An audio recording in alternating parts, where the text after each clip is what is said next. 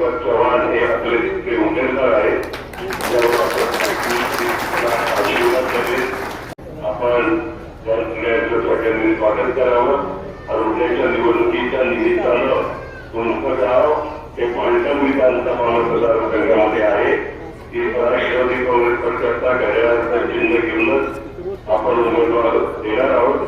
दीपक चव्हाण हे आपले तिथले उमेदवार आहेत. दीपक चव्हाणांना सहकार्य करावं.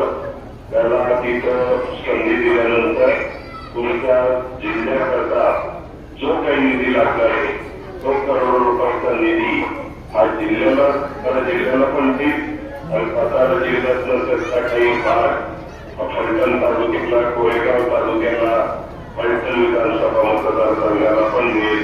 त्याबद्दल माझ्या बोलण्यावर विश्वास माझ्या मानवळीने ठेवावा.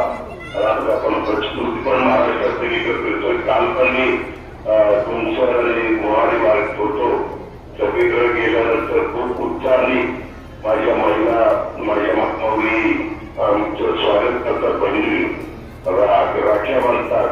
आता रक्षाबंधन झालं. रक्षाबंधनाची ओवाळणी आम्ही तुम्हाला दिलेली आहे.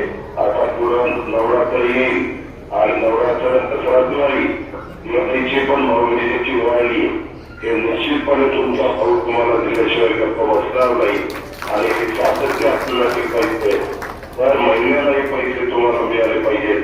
आणि त्या पैसे एबीपी माझा, उघडा डोळे बघा नीट.